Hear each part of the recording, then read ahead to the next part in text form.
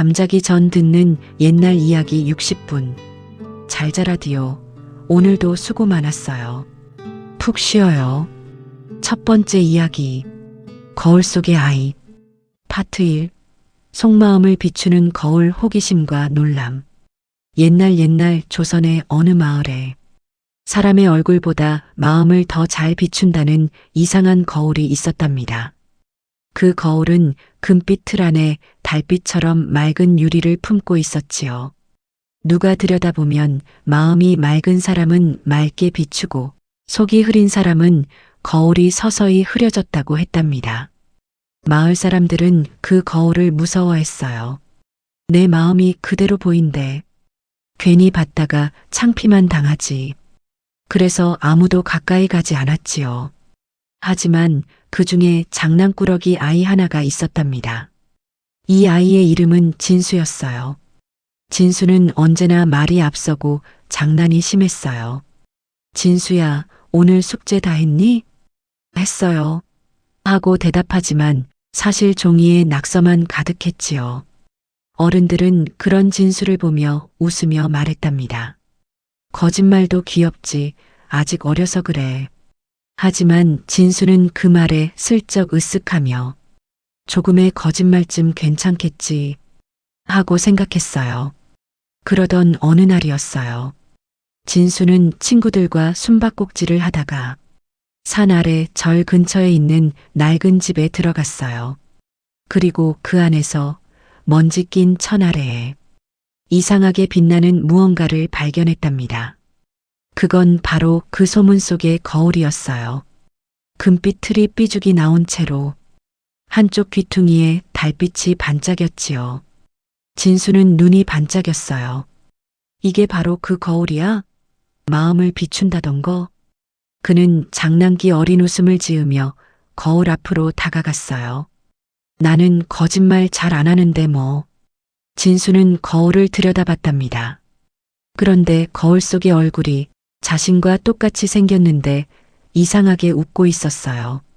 입꼬리가 올라가고 눈이 가늘게 찢어진 채로 조용히 피식 웃고 있었지요.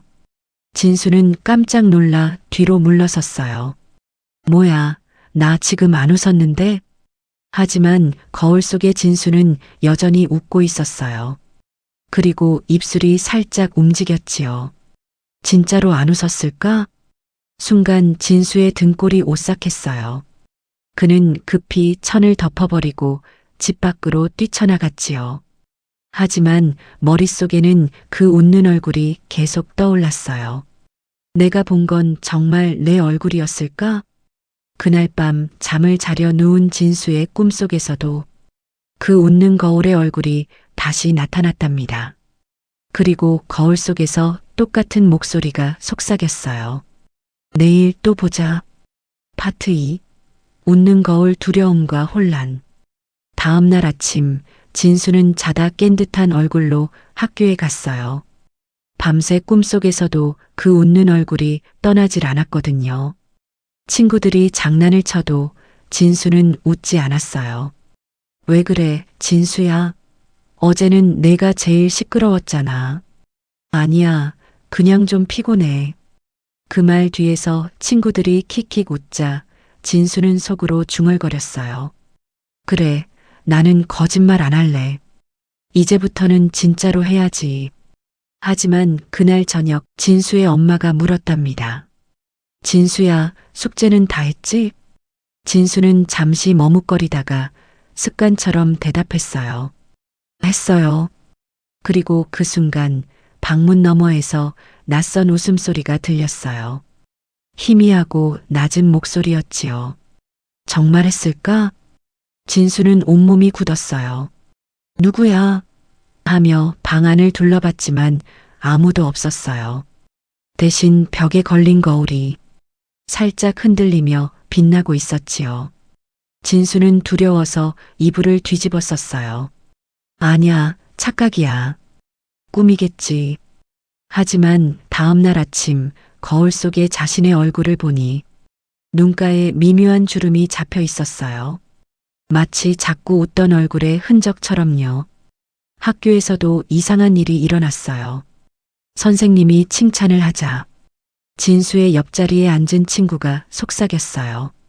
진수야, 너 왜 웃고 있어? 진수는 깜짝 놀라 손으로 입을 가렸지요. 나 안 웃었는데? 그러나 친구는 단호히 말했어요.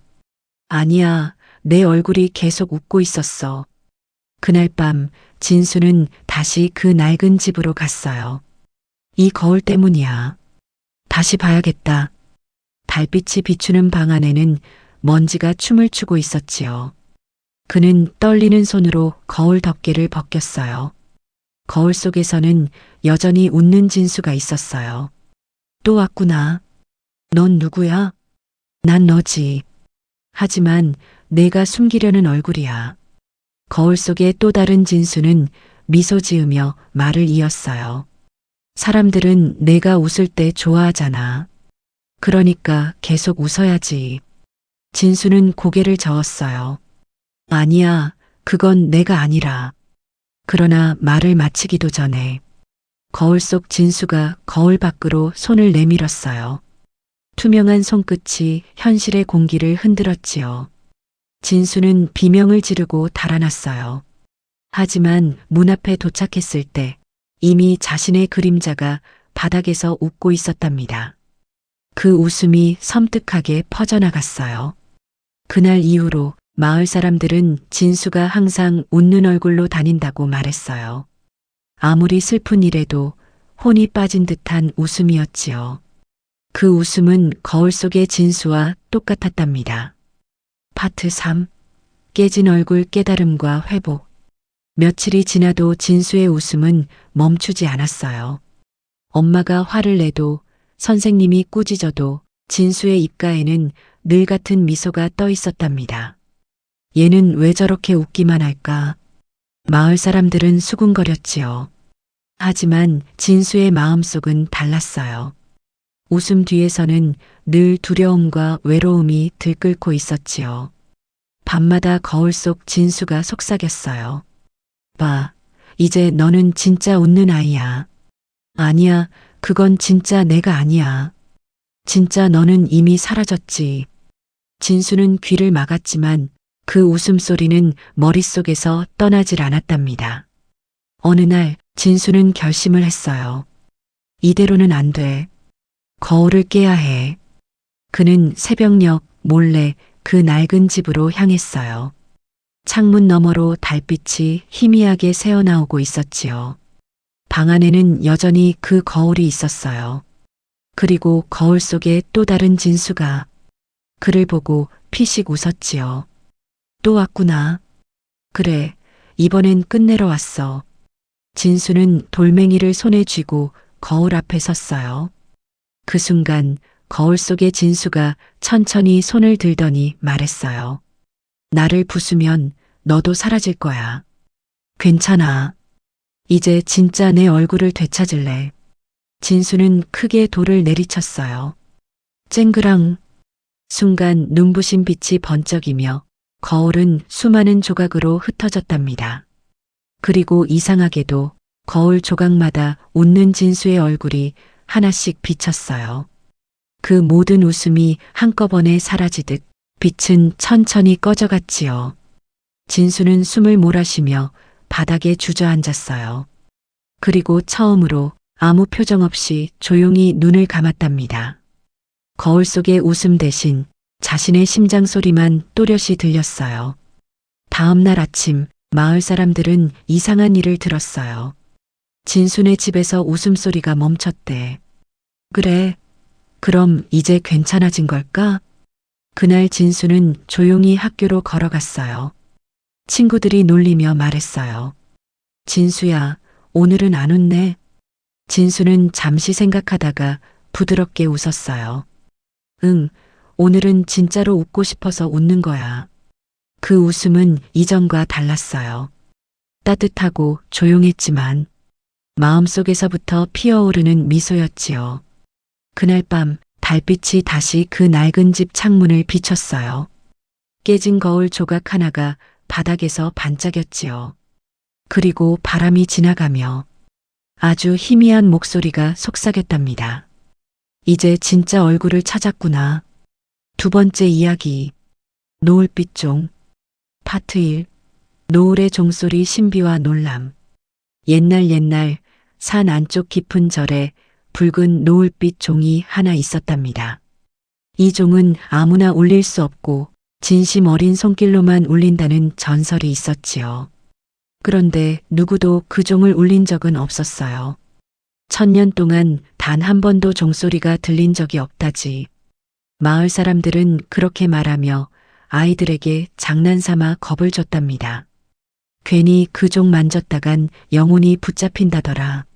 하지만 그런 말에 제일 호기심을 보인 아이가 있었어요. 12살 소년 민수였답니다. 민수는 산에서 뛰어노는 걸 좋아했고 늘 무언가를 궁금해하는 아이였어요. 어느 날 민수는 친구들과 숨바꼭질을 하다 절 뒤편 낡은 종루 근처까지 올라왔어요. 햇살이 사라지고 산이 붉게 물드는 시간. 바람 속에서 뭔가 희미한 울림이 들려왔지요. 댕댕. 민수는 눈을 동그랗게 뜨며 속삭였어요. 누가 종치나? 절엔 스님도 없을 텐데. 친구들은 무섭다며 도망쳤지만 민수는 이상하게 그 소리가 마음에 걸렸어요. 종루 안에는 먼지가 가득했어요. 굵은 밧줄이 천장에서 늘어져 있고 커다란 청동종이 어둠 속에 잠들어 있었지요. 그런데 이상하게 종의 표면이 붉은 빛으로 반짝였답니다. 마치 해질 무렵의 하늘빛이 종 안에 갇혀 있는 듯 했어요. 민수는 가까이 다가가 손끝으로 종을 살짝 만졌어요. 손끝이 따뜻했지요. 이게 진짜 노을빛인가? 그는 숨을 크게 들이쉬고 밧줄을 잡았어요. 한 번만 쳐보면 안 되려나? 민수는 힘껏 밧줄을 당겼어요. 그 순간 땡! 산 전체가 울릴 만큼 커다란 소리가 터져 나왔어요. 노을빛이 하늘로 퍼지며 붉은 파도처럼 절과 숲을 물들였지요. 새들이 놀라 날아오르고 민수는 그 자리에 얼어붙었어요. 종소리는 멈추지 않았어요. 한 번 울렸을 뿐인데 끝없이 이어지며 산과 하늘을 울렸지요. 땡, 땡, 땡. 민수는 귀를 막았지만 소리는 머릿속으로 들어왔어요. 누가 나를 깨웠느냐? 민수는 숨이 막혔어요. 종이 말을 하고 있었던 것이지요. 하늘의 붉은 빛이 점점 짙어지고 산 아래 마을에서도 그 소리가 들렸어요. 사람들은 깜짝 놀라 집 밖으로 뛰쳐나왔지요. 종이 울린다. 1000년 만에 노을빛 종이 울렸다. 그러나 아무도 몰랐어요. 그 종소리는 이제 멈추지 않는다는 것을요. 파트 2. 사라진 목소리, 두려움과 후회. 노을빛 종이 울린 그날 이후 마을은 이상한 정막에 휩싸였어요. 아침이 되어도 새소리가 들리지 않았고 장터에서도 사람들의 말소리가 점점 줄어들었답니다. 이상하지, 왜 이렇게 조용하지? 아이들이 놀지도 않아. 처음엔 모두가 신기해했어요. 하지만 사흘째가 되자 사람들은 입을 열어도 소리가 나지 않는 걸 깨달았어요.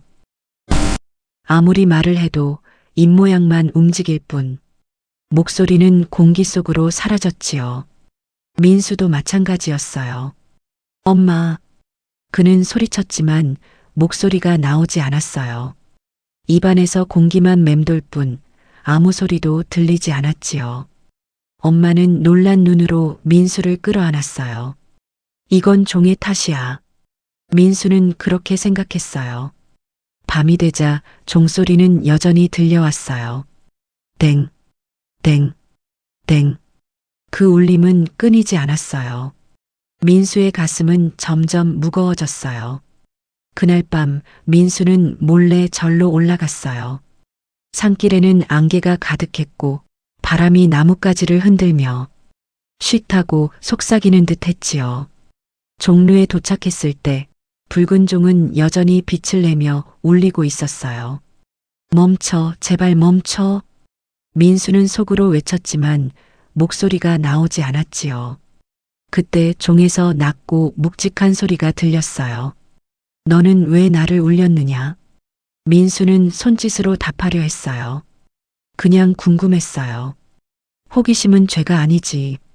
하지만 내가 깨운 것은 사람들의 목소리였다. 민수는 눈을 크게 떴어요. 목소리를 깨웠다고요? 그들의 목소리는 이제 내 안에 있다. 멈추지 않는 울림이 되었지. 민수는 무릎을 꿇었어요. 그럼 어떻게 해야 모두의 목소리를 돌려줄 수 있죠? 종의 붉은 빛이 천천히 흔들렸어요.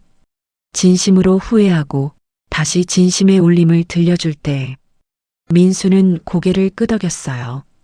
그는 손바닥을 가슴에 대고 눈을 감았어요. 미안해요, 모두에게. 그 순간 종소리가 아주 잠시 멈췄어요. 그러나 다시 천천히 울리기 시작했답니다. 민수는 절에서 내려오며 산 아래 마을을 바라봤어요. 모두의 집에 등불이 켜져 있었지만 어디에서도 웃음소리나 말소리가 들리지 않았어요. 그는 결심했어요. 내가 마지막으로 종을 울려야 해. 이번엔 진심으로. 파트 3. 마지막 울림 회복과 용서. 다음 날 새벽 민수는 아직 어두운 산길을 홀로 올라갔어요. 안개가 짙게 깔린 숲길 사이로 달빛이 희미하게 종루를 비추고 있었답니다. 종은 여전히 울리고 있었어요. 땡, 땡. 그 소리는 이미 노을빛이 아니라 차가운 밤빛으로 바뀌어 있었지요. 민수는 종 아래 서서 속삭였어요. 이번엔 진짜로 마음을 담을게요. 그는 손으로 종의 밧줄을 꼭 잡았어요. 손바닥이 아프도록 꽉 쥔 채 천천히 눈을 감았지요. 부디 모두의 목소리를 돌려주세요. 그리고 그는 조용히 밧줄을 당겼어요. 그 순간 붉은 빛이 폭발하듯 퍼졌어요. 종이 다시 울리기 시작했지요. 하지만 이번 종소리는 이전과 달리 따뜻하고 부드러운 울림이었어요. 산 아래 마을에도 그 소리가 닿았어요. 잠들었던 아이가 눈을 뜨고 엄마를 부르며 작게 입을 열었지요. 엄마. 처음엔 작았던 그 소리가 점점 크게 퍼져나갔답니다. 사람들은 서로를 부르며 울었어요. 소리가 돌아왔어. 다시 들려요. 집집마다 웃음소리가 터져나왔어요. 마치 모든 목소리가 한꺼번에 깨어난 듯 했지요. 그때 종루 위의 민수는 손바닥이 타들어가는 듯한 통증을 느꼈어요. 종의 밧줄이 뜨겁게 달궈지고 있었거든요. 그는 끝까지 밧줄을 놓지 않았어요. 괜찮아요. 이제 됐어요. 붉은 종의 빛이 서서히 사그라들며 노을빛 대신 은빛으로 바뀌었어요. 그리고 마지막으로 한번 아주 조용한 종소리가 울렸답니다. 땡. 그 소리와 함께 종의 표면이 금이 가며 천천히 갈라졌어요. 그리고 안개처럼 사라졌지요. 아침이 밝았을 때 마을 사람들은 종루 아래에서 쓰러진 민수를 발견했어요. 하지만 그는 미소를 짓고 있었답니다. 마치 깊은 잠에 든 사람처럼요. 그의 손에는 붉은 빛이 완전히 사라진 작은 종 조각 하나가 쥐어져 있었어요. 사람들은 그 종 조각을 절의 제단에 올려놓고 이렇게 새겼어요. 진심으로 울린 소리는 멈추지 않는다. 그날 이후로 마을의 아침마다 들리는 새소리와 웃음은 늘 은은한 종소리와 함께 섞여 있었답니다. 세 번째 이야기. 눈을 뜬 인형. 파트 1. 인형의 눈 외로움과 애착. 옛날 조선의 어느 마을에 작은 바느질방을 운영하는 소녀 하나가 살았답니다. 이 소녀의 이름은 연아였어요. 연아는 바느질 솜씨가 좋았지만 늘 혼자였지요. 엄마는 일찍 세상을 떠났고 아버지는 장사로 먼 곳을 자주 떠나 집은 늘 조용했어요. 그래서 연아는 매일 밤 낡은 등잔불 아래에서 혼잣말을 하며 바느질을 했답니다. 오늘은 파란 비단으로 옷을 지어볼까? 대답해주는 사람은 아무도 없었지요. 어느 날 연하는 장터에서 이상한 천을 발견했어요. 보통 천과는 다르게 햇빛이 닿으면 은은하게 반짝였지요. 이건 무슨 천이에요? 상인은 미소를 지으며 말했답니다. 달빛이 비단실에 스며든 거라네. 그걸로 인형을 만들면 눈을 뜬다더군. 연하는 놀라서 눈을 크게 떴어요. 정말요? 상인은 고개를 끄덕였어요. 다만 외로운 사람 손에서만 눈을 뜬다더군. 연하는 그날 밤 달빛 천으로 인형을 만들기 시작했어요. 눈은 검은 단추로 달고 입은 붉은 실로 정성껏 꿰맸지요. 너는 내 친구야. 이름은 달이야. 그녀는 인형을 꼭 껴안았어요. 그리고 그날부터 매일 인형에게 말을 걸었지요. 달이야, 오늘 장에선 참외가 맛있었어. 달이야, 아버지가 또 늦으신데. 밤마다 인형을 품에 안고 잠드는 연하의 얼굴에는 오랜만에 미소가 떠올랐어요. 그런데 어느 날 달빛이 유난히 밝던 밤이었어요. 연하가 잠결에 눈을 떴을 때 등잔불 곁에서 무언가가 움직이고 있었지요. 그건 분명 인형이었어요. 작은 단추 눈이 반짝이며 깜빡였고 짧은 팔이 천천히 올라가더니 연하의 손을 살짝 잡았어요. 그리고 아주 작은 목소리가 들렸답니다. 연하야, 이제 내가 외롭지 않게 해줄게. 연하는 깜짝 놀라 숨도 쉬지 못했어요. 하지만 그 목소리는 너무나 다정했어요. 그날 밤 방 안엔 두 개의 그림자가 나란히 등잔불 아래서 움직였답니다. 파트 2. 깜빡이는 눈동자 애정과 집착. 그날 이후 연하의 집에는 늘 누군가의 목소리가 들렸어요. 낡은 바느질 방 한 구석, 등잔불 아래에는 연하와 인형 다리가 마주 앉아 있었지요. 다리야, 오늘은 어떤 옷을 만들어줄까? 하얀 비단이 좋아. 내가 만든 건 뭐든 예쁘잖아. 연하는 웃으며 바늘을 꿰었어요. 이젠 외롭지 않았어요. 다리와 함께라면 하루가 너무 짧게 느껴졌답니다. 밤이면 둘은 창가에 앉아 달을 바라봤어요. 달빛이 인형의 얼굴을 비추면 다리의 단추 눈이 마치 사람처럼 깜빡였어요. 그 반짝임은 부드럽지만 어딘가 슬펐지요. 다리야, 넌 왜 그렇게 슬퍼 보여? 난 내가 없어지면 사라질 것 같아. 연하는 그 말을 듣고 인형을 꼭 안았어요. 괜찮아. 내가 널 버릴 리 없잖아. 며칠이 지나자 다리의 움직임은 점점 자연스러워졌어요. 고개를 돌리고 손을 들고 가끔은 스스로 웃기도 했지요. 연하는 그게 신기하면서도 조금 무서웠어요. 다리야, 넌 어떻게 움직이는 거야? 내가 날 사랑하니까. 사랑하면 사라지는 거야. 그날 밤 연하의 아버지가 오랜 장사길에서 돌아왔어요. 연하야, 아버지 왔다. 하지만 연하는 방문을 닫은 채 대답했어요. 쉿, 다리가 자고 있어요. 아버지는 멈춰 섰어요. 다리? 인형을 아직도 친구라 부르니? 아니에요. 다리는 진짜 사람이에요. 아버지는 깊게 한숨을 쉬었어요. 연하야, 인형은 사람이 아니야. 진짜 친구는 숨을 쉬고 말하지 않아도 마음이 통하는 법이란다. 그러자 다리의 단추 눈이 살짝 빛났어요. 아버진 몰라요. 연하는 내 친구예요.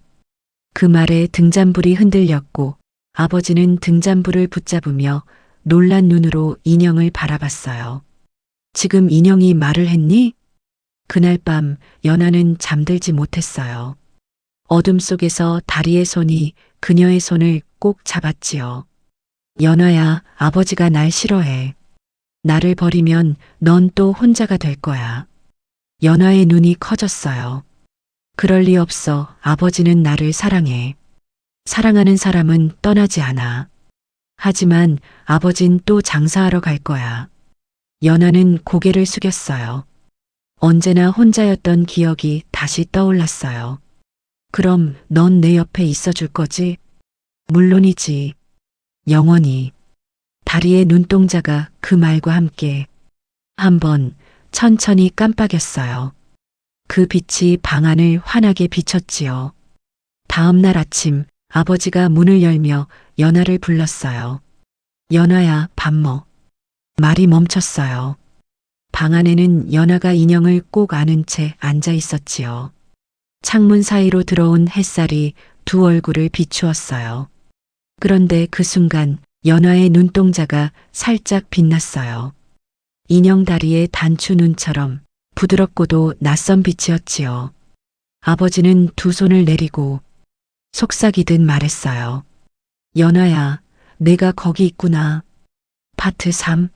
작별 인사 상실과 성장.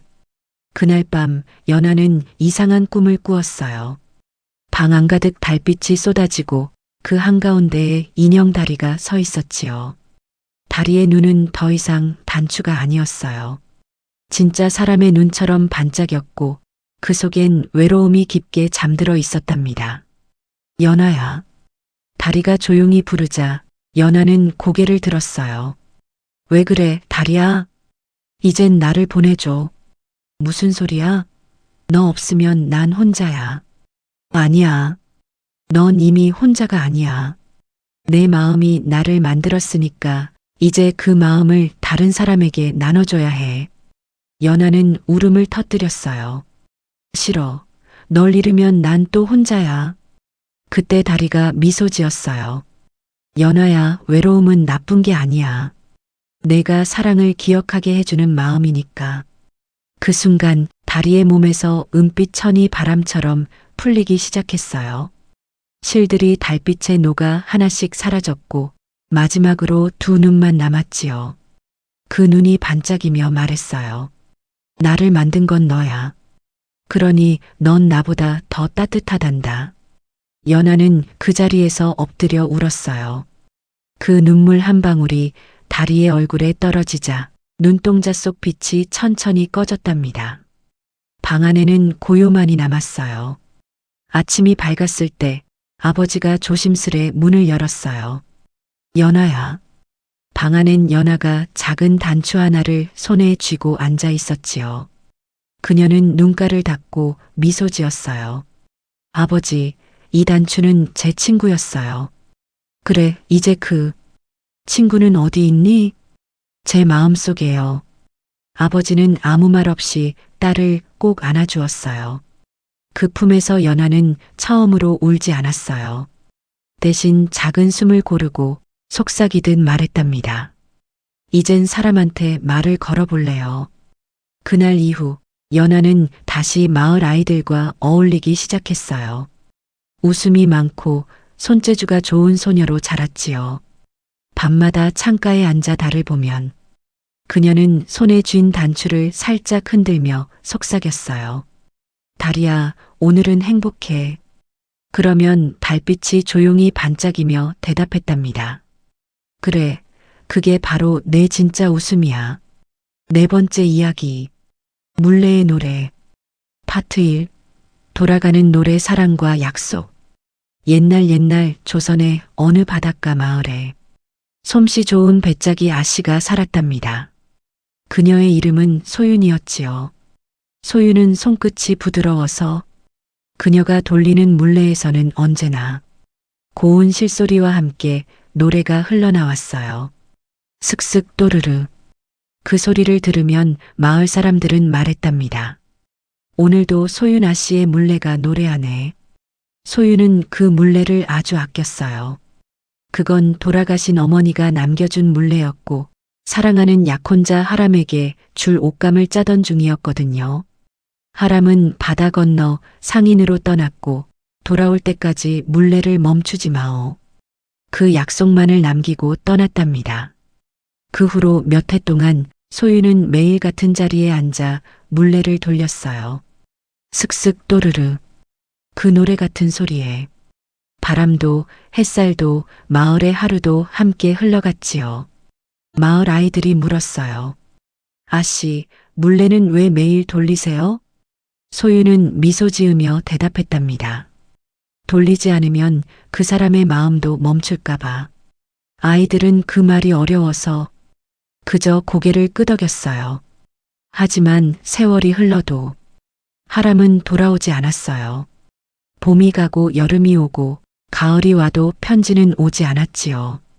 마을 사람들은 수군거렸어요. 그 사람 바다에서 사라졌다던데. 이제 그만 잊어야지. 하지만 소유는 고개를 저었어요. 물레는 아직 노래하고 있어요.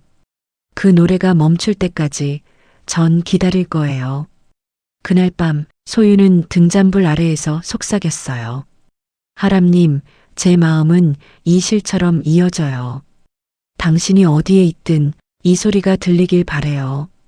물레가 부드럽게 돌아가며 달빛에 반짝였답니다. 슥슥 또르르. 그 소리가 바람을 타고 바다 너머로 흘러갔어요. 그리고 아주 멀리 바다 끝 어느 배 위에서 하람은 잠결에 그 소리를 들었어요. 슥슥 또르르. 그는 눈을 감고 중얼거렸지요. 소윤 아직도 그 물레를 돌리고 있나요? 파트 2. 멈춘 실 그리움과 고통. 세월은 빠르게 흘렀어요. 바닷가의 모래는 수없이 바뀌고 소윤의 머리카락에도 흰빛이 스며들기 시작했지요. 하지만 그녀의 물레는 여전히 돌고 있었어요. 슥슥 또르르. 그 노래는 점점 느려졌지만 멈추지는 않았답니다. 그러던 어느 날 세찬 비바람이 마을을 덮쳤어요. 지붕이 날리고 배가 전복되고 바닷길은 며칠 동안 닫혔지요. 소유는 창문 틈으로 빗물을 바라보며 속삭였어요. 오늘은 그이도 비를 맞겠지요. 그녀는 물레를 돌리려 손을 뻗었지만 손끝이 떨리고 팔이 무거웠어요. 조금만 쉬어야겠어요. 그녀는 한숨을 쉬며 실구리를 내려놓았답니다. 그날 밤 비는 멈추지 않았고 방 안의 등잔불도 꺼졌어요. 물레는 처음으로 멈췄지요. 그 순간 어디선가 바다의 냄새가 스며들었어요. 그리고 아주 낮은 목소리가 들려왔답니다. 소윤. 소윤은 깜짝 놀라 주위를 둘러봤어요. 하지만 방 안에는 아무도 없었어요. 하람님? 그녀는 조심스레 물레를 쓰다듬었어요. 그런데 손끝에서 차가운 물방울이 느껴졌지요. 물레의 표면이 젖어 있었어요. 비가 새나? 천장을 올려다봐도 틈은 없었어요. 그 물은 분명히 바닷물이었답니다. 그날 이후로 이상한 일이 계속됐어요. 밤마다 물레가 저절로 돌기 시작했지요. 슥 또르르. 그 소리에 놀라 잠에서 깬 소윤이 조심스레 다가가면 물레는 멈추곤 했어요. 어느 날 그녀는 결심했어요. 이 소리가 들리는 동안은 멈추지 않겠어요.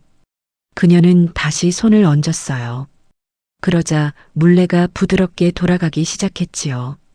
슥슥 또르르. 그런데 이번엔 실이 너무 꽉 감겨서 끊어졌어요.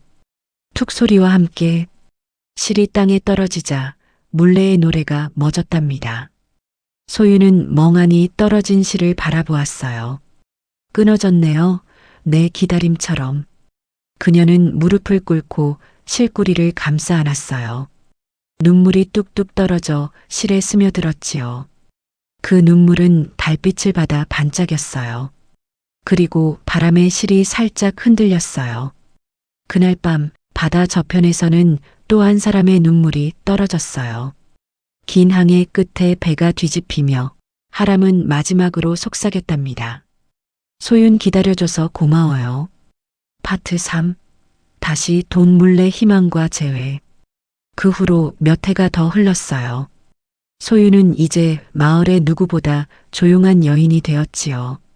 그녀의 물레는 먼지 속에서 잠들어 있었고 사람들은 그 집을 기다림이 사는 집이라 불렀답니다.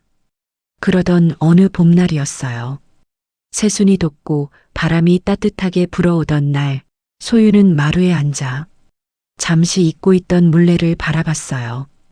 햇살이 닿자 물레의 나무살이 은은하게 반짝였지요. 그녀는 조용히 중얼거렸어요. 그대여, 아직 그 노래를 기억하나요? 그 순간 창문이 열리며 봄바람이 방 안으로 스며들었어요. 바람이 실구리를 살짝 건드리자 물레가 스스로 천천히 돌기 시작했답니다. 슥슥 또르르.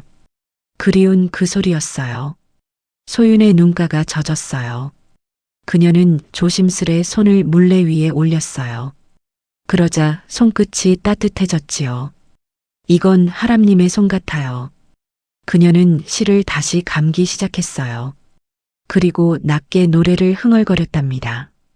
바람아, 이 노래를 데려가 주렴. 멀리 바다 끝까지. 그때 문 밖에서 낯선 발자국 소리가 들렸어요. 소윤이 고개를 들자 햇살 사이로 한 남자가 서 있었어요. 바람에 머리가 흩날리고 긴 여행의 흔적이 옷에 묻어 있었지요. 하람님? 남자는 미소 지었어요. 소윤 오랜 기다림 끝에 당신의 노래가 나를 집으로 데려왔소. 소윤의 눈에서 눈물이 쏟아졌어요. 정말 돌아오셨군요.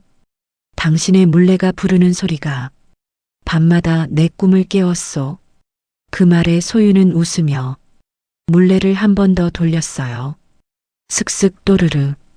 그 소리에 두 사람은 손을 잡았답니다. 그날 이후 물레의 노래는 더 이상 혼자 울리지 않았어요.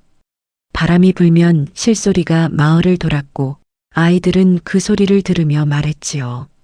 아씨의 물레는 사랑을 짜고 있대요. 그리고 아주 먼 훗날까지 그 물레는 끊어지지 않은 사랑의 실처럼 고요히 따뜻하게 돌아갔답니다. 5번째 이야기. 불빛 항아리. 파트 1. 금단의 불빛 호기심과 욕심. 옛날 조선의 어느 깊은 산마을에는 밤마다 골짜기를 밝혀주는 신비한 빛이 있었답니다. 사람들은 그걸 불빛 항아리라 불렀지요. 누가 만들었는지도 어디에 있는지도 아무도 몰랐어요. 다만 전해 내려오는 이야기가 있었어요.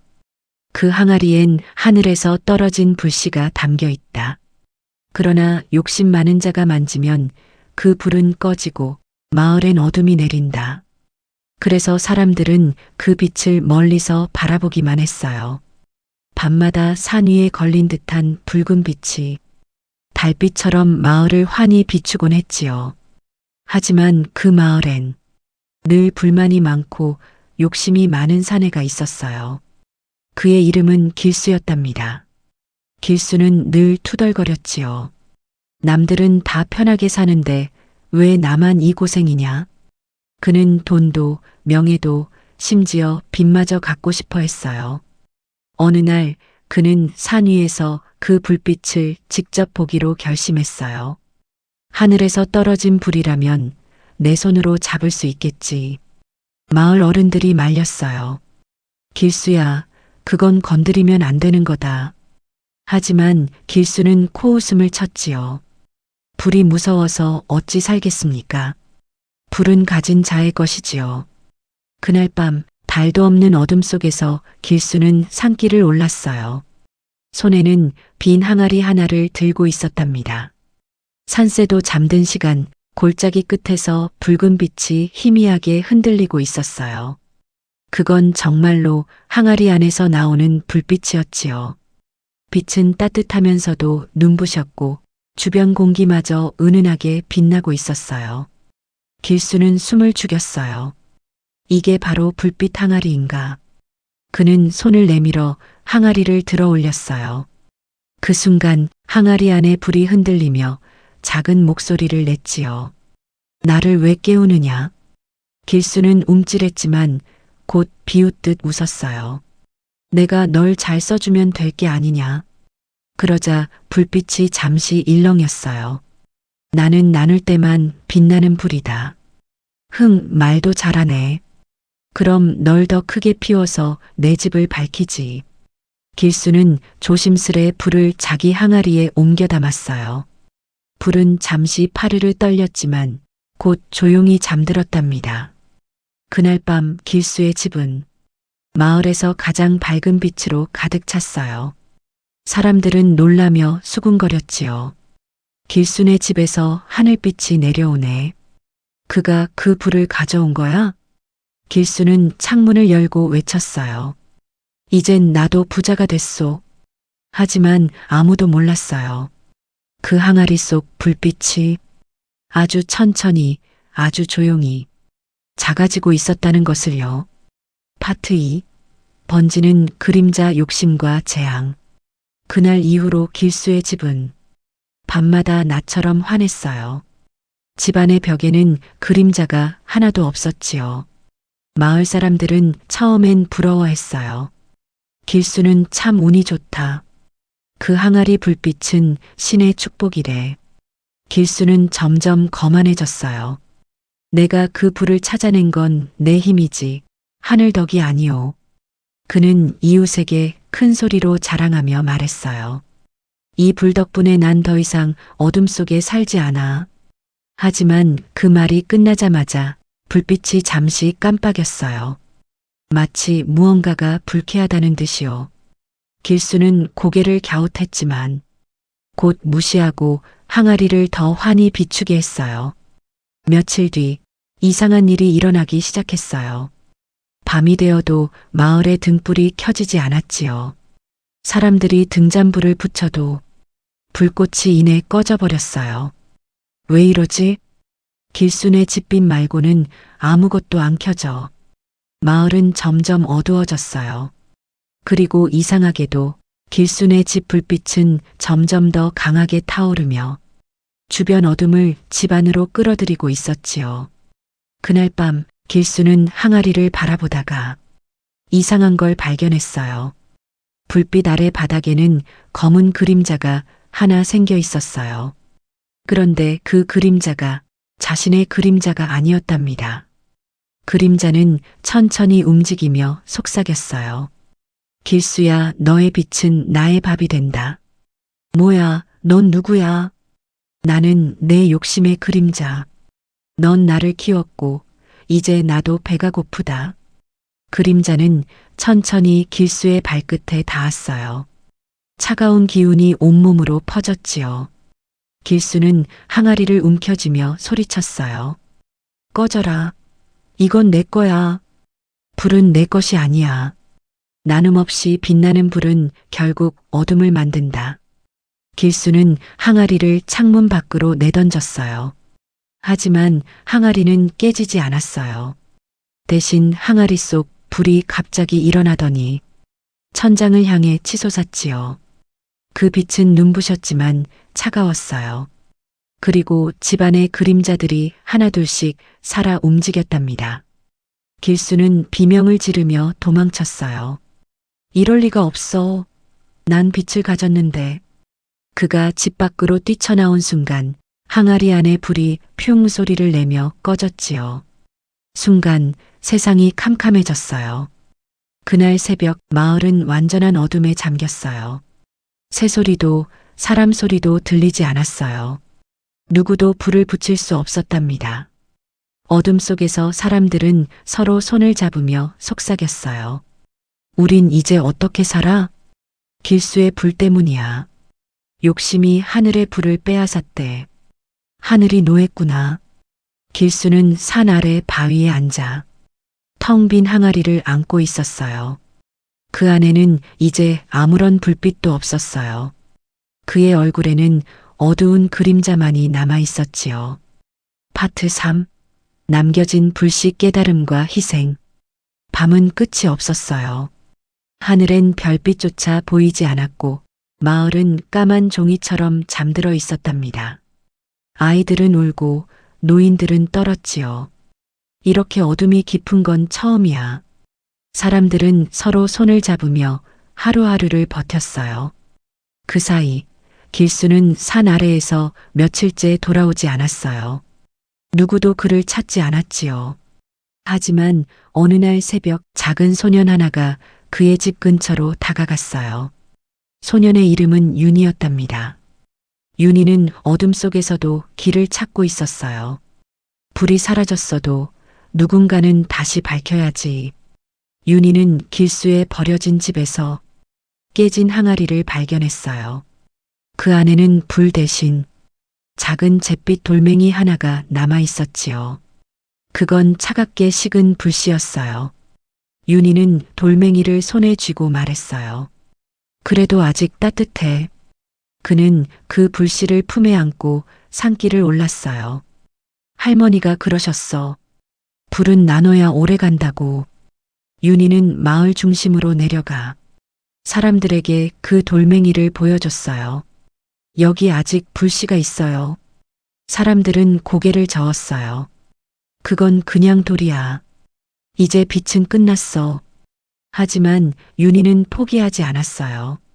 그는 마른 나뭇가지를 모으고 입김을 불어넣었어요. 후후. 눈에서는 눈물이 떨어졌지만 손끝은 따뜻했어요. 그리고 정말로 작은 불씨가 깜빡이며 살아났어요. 희미했지만 확실한 불빛이었지요. 윤희는 기뻐서 외쳤어요. 살아났어요. 불이 살아났어요. 그 불빛이 사람들의 얼굴을 비추자 모두 놀란 눈으로 손을 모았어요. 저 작은 불이 마을을 다시 밝힐 수 있을까? 윤희는 고개를 끄덕였어요. 이건 혼자서는 꺼지지만 여럿이 함께라면 커질 거예요. 사람들은 각자의 등잔을 가져와 그 불씨를 나누어 옮겼어요. 그리고 그 순간 마을 곳곳에 하나둘씩 빛이 켜지기 시작했답니다. 그때 산 아래 어둠 속에서 누군가 윤희를 지켜보고 있었어요. 그건 길수였지요. 그의 눈에는 눈물이 맺혀 있었어요. 그 아이가 진짜 불을 살렸구나. 그는 조용히 일어나 마지막 남은 항아리 조각을 들고 산 꼭대기로 올라갔어요. 하늘은 아직 새까맸지만 길수는 항아리 조각을 하늘로 들며 속삭였어요. 불씨야, 이제 너를 다시 나누겠다. 그 순간 하늘 끝에서 한 줄기 붉은 빛이 흘러내렸어요. 그 빛이 마을을 덮고 사람들의 등잔불이 바람에 꺼지지 않게 감싸주었답니다. 그날 이후로 마을의 밤은 완전히 달라졌어요. 누구도 혼자 불을 가지지 않았고 저녁마다 서로의 집에 불을 나누어 켰지요. 사람들은 그 불을 하늘의 마음이라 불렀어요. 그리고 한쪽 산자락에는 작은 비석이 세워졌답니다. 거기엔 이렇게 새겨져 있었어요. 나누어진 불은 꺼지지 않는다. 6번째 이야기. 비단나비 상자. 파트 1. 황금빛 상자 유혹과 탐욕. 옛날 조선의 어느 시장 마을에 장사를 잘하기로 이름난 상인 한석이 있었답니다. 그는 재주가 좋고 손이 빨랐지만 욕심이 조금 많았지요. 돈은 모자라면 고생하지만 많으면 신이 주는 복이야. 그의 입버릇이었답니다. 어느 날 장터에 낯선 노파가 나타났어요. 그녀는 낡은 광주리 안에서 은빛 천으로 쌓인 작은 상자 하나를 꺼냈지요. 이 상자는 열면 나비가 나와 복을 가져다 주지. 사람들이 웅성거렸지만 아무도 믿지 않았어요. 그때 한석이 다가왔지요. 그럼 내가 사겠소. 복이라면 얼마든지 좋지. 노파는 고개를 끄덕이며 말했어요. 대신 절대 한 번 이상 열지 마라. 나비는 복이지만 욕심을 만나면 재앙이 된다. 한석은 웃으며 답했지요. 복은 나눠 가지면 더 커지는 법이요. 그렇게 그는 상자를 사서 돌아갔어요. 밤이 되어 한석은 등불 아래서 상자를 바라봤어요. 상자는 금빛 자수로 덮여 있었고 손을 대면 따뜻한 기운이 느껴졌지요. 이게 정말 나비가 든 상자일까? 그는 호기심을 참지 못하고 살짝 뚜껑을 열었어요. 그 순간 상자 안에서 황금빛 나비 한 마리가 날아올랐어요. 그 나비는 불빛 주위를 맴돌며 작은 반짝임을 흩뿌렸지요. 방 안이 순식간에 밝아졌어요. 정말이었어. 복이 맞았군. 그는 환하게 웃으며 손뼉을 쳤어요. 그 다음 날부터 한석의 가게에는 손님이 몰려들었어요. 신기하게 여기 물건만 사면 일이 술술 풀리네. 이상인한테 사면 돈이 안 새. 소문이 퍼졌지요. 한석은 부자가 되었고 집마다 쌀자루가 쌓였답니다. 그는 밤마다 상자를 열어 그 황금빛 나비를 꺼내보곤 했어요. 하지만 이상한 일이 있었어요. 나비가 날 때마다 방 안의 그림자가 길게 늘어졌지요. 그림자는 마치 나비를 쫓는 듯이 움직였어요. 빛이 강하면 그림자도 짙어지나 보지. 한석은 대수롭지 않게 생각했어요. 며칠 후 그의 마음에 또 다른 욕심이 피어올랐어요. 한 마리가 이 정도면 한 번 더 열면 더 큰 복이 나오겠지. 그는 노파의 말을 떠올렸어요. 절대 한 번 이상 열지 마라. 하지만 손이 떨렸지요. 에이 말이야 쉽지. 한석은 결국 상자를 다시 열었어요. 이번엔 황금빛 대신 붉은빛이 방 안을 가득 채웠어요. 그 빛 속에서 수십 마리의 나비가 쏟아져 나왔어요. 그들은 처음엔 아름다웠지만 곧 방 안을 빙빙 돌며 불빛을 삼켜버렸지요. 순식간에 방 안이 어두워졌어요. 그리고 그 속에서 낮은 웃음소리가 들렸답니다. 복은 나누는 자의 것, 욕심은 잡는 자의 그물이지. 파트 2. 나비의 춤 기쁨과 혼란. 붉은빛이 가득한 방 안에서 수십 마리의 비단나비가 날아올랐어요. 그들은 천장을 돌고 벽을 스치고 불빛을 꺼버린 채 어둠 속에서 반짝였지요. 아름답다 정말 아름다워. 한석은 그 광경에 넋을 잃었어요. 하지만 잠시 후 나비들은 창문 밖으로 흩어져 마을로 날아갔어요. 그 순간부터 이상한 일들이 벌어졌답니다. 처음엔 마을이 화려해졌어요. 사람들의 옷이 반짝이고 시장엔 물건이 쏟아졌지요. 이게 웬일이야. 우리 마을이 금빛으로 물들었어. 모두가 웃으며 즐거워했어요. 하지만 날이 지나면서 그 빛은 조금씩 이상해졌어요. 벼가 익기도 전에 금색으로 변했고 우물의 물도 번쩍거렸지요. 아이들이 나비를 쫓다가 손끝을 대었어요. 아, 뜨거워. 불빛 같던 나비들이 손에 닿자마자 사라져버렸어요. 사람들은 점점 두려워졌어요.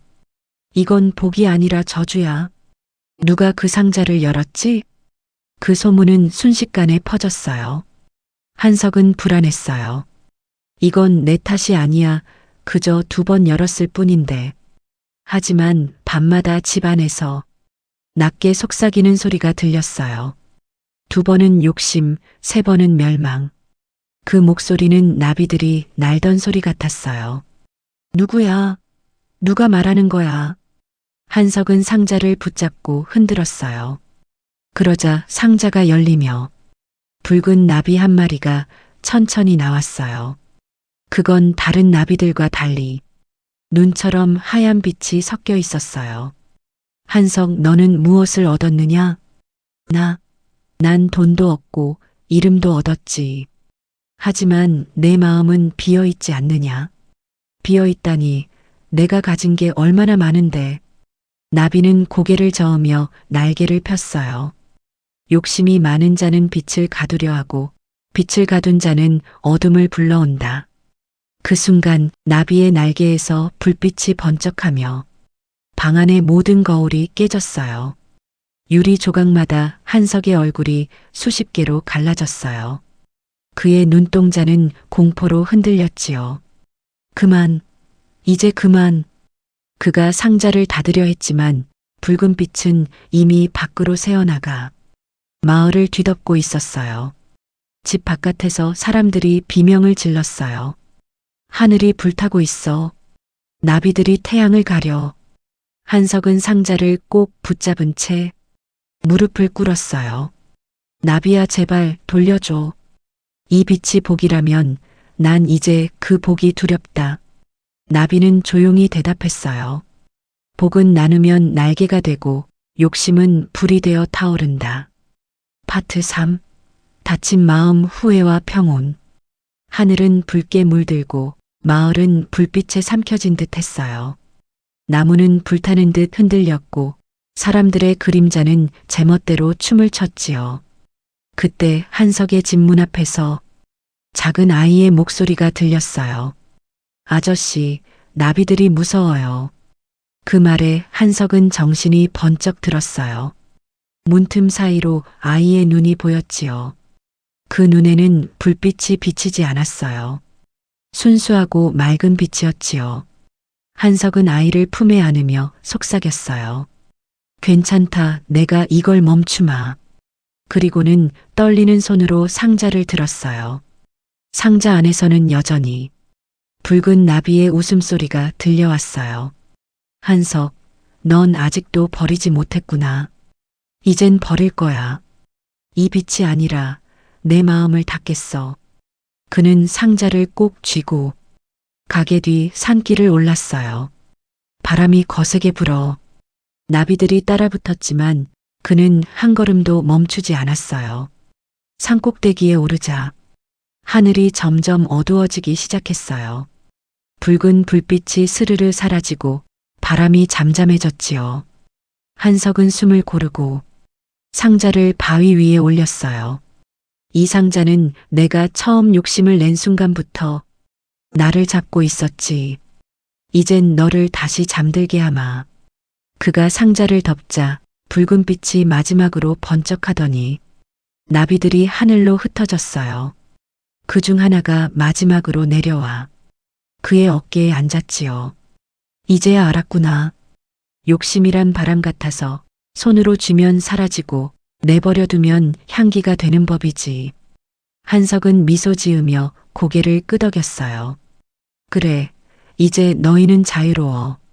나비들은 모두 사라지고 남은 건 조용한 밤과 바위 위에 작은 상자 하나뿐이었어요. 그 상자 위엔 한 마리의 나비 무늬가 부드럽게 빛나고 있었답니다. 며칠 뒤 마을 사람들은 하늘이 다시 맑아진 걸 보았어요. 금빛으로 변했던 들판도 초록으로 돌아왔지요.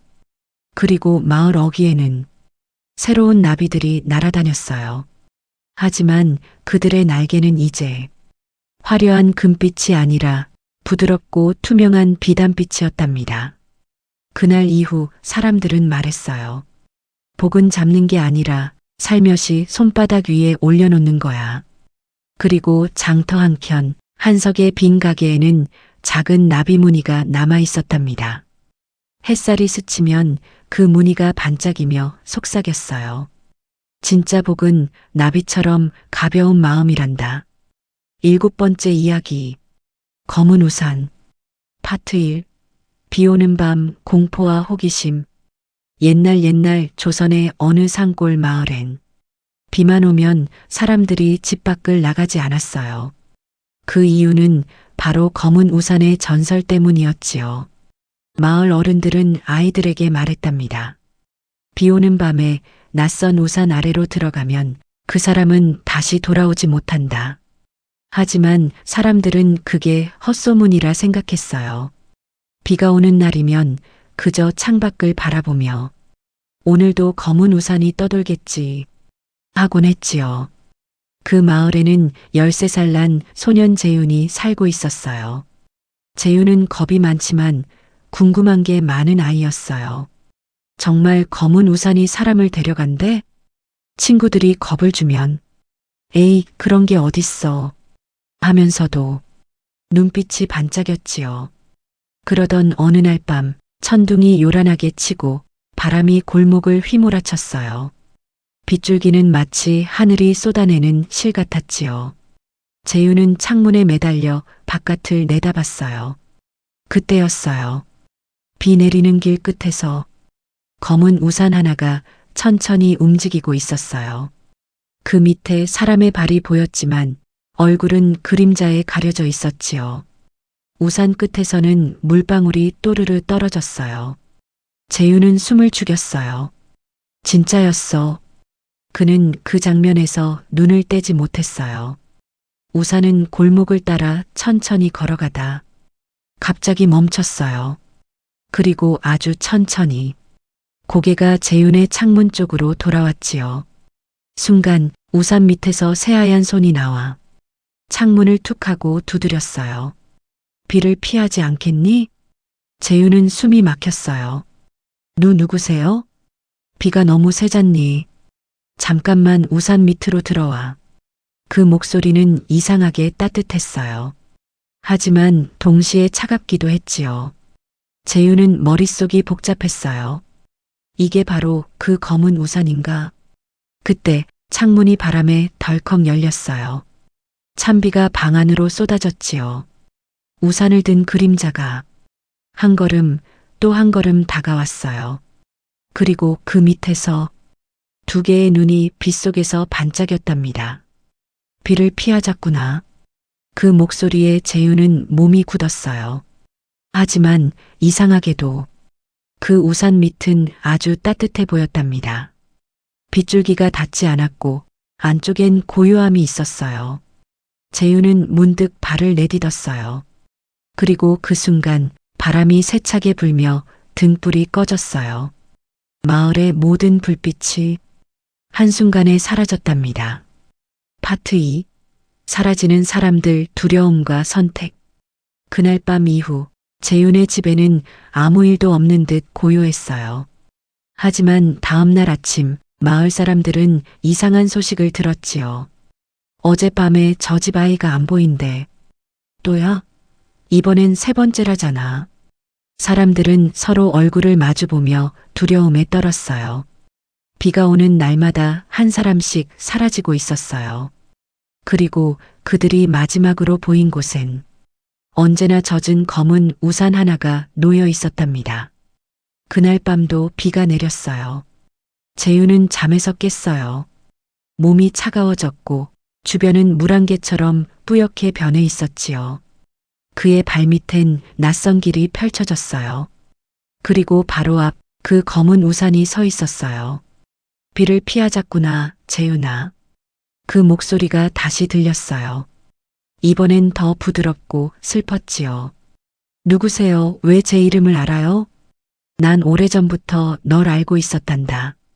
우산 밑에 그림자가 천천히 고개를 들었어요. 그 얼굴은 흐릿했지만 어딘가 따뜻한 미소가 느껴졌어요. 내가 널 데려가면 빗속에서도 영원히 젖지 않게 해줄게. 재윤은 고개를 저었어요. 싫어요. 집에 가고 싶어요. 그때 우산 밑에 사람이 한숨을 쉬었어요. 그래, 넌 용감하구나. 하지만 다른 사람들은 그렇지 않았지. 그 말이 끝나자 우산 아래에서 희미한 사람들의 그림자가 떠올랐어요. 그들은 다정한 얼굴로 재윤을 바라봤지요. 우리도 처음엔 그냥 비를 피하고 싶었어. 하지만 이젠 돌아갈 수 없어. 재윤은 그제야 깨달았어요. 이 사람들은 모두 비 오는 날 사라졌던 마을 사람들이었어요. 그때 갑자기 우산이 바람에 휘청이며 열렸어요. 안쪽에는 눈부신 빛이 가득했어요. 그건 햇빛이 아니었어요.